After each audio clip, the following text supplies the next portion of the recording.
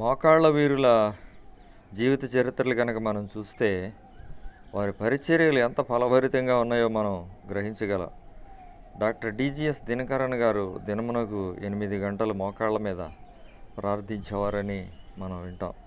అలాగే మంగమూరి దేవదాసయ్య గారు సన్నిధి గంట, ఎన్నో గంటలు ఆయన దేవుని సన్నిధిలో ఆయన గడిపారు. తర్వాత ఏసన్న గారు మోకాళ్ళ మీద ఎన్నో గంటలు రాత్రులు ప్రార్థించేవారు. అలాగే దైవజనులైనటువంటి భక్త్ సింగ్ అయ్య గారు మోకాళ్ళ ప్రార్థన ఫలితంగా ఈరోజు వారి సంఘాలు ఆశీర్వాదకరంగా ఉన్నాయి. అలాగే ఎన్ దానియేలయ్య గారు ఎల్ఎఫ్ స్థాపకులైనటువంటి ఆ సేవకులు కూడా మోకాళ్ళ మీద దేవుడు లెగమని చెప్పేంత వరకు వారు మోకాళ్ళ మీదే ఉన్నారు. నిజంగా మోకాళ్ళ ప్రార్థన ద్వారా వాళ్ళు అద్భుతమైన జయాలు చూశారు. మనం కూడా ఈ దినాల్లో వారి అడుగుజాడల్లో నడుస్తూ మోకాళ్ళ మీద ప్రార్థించుదాము గాక.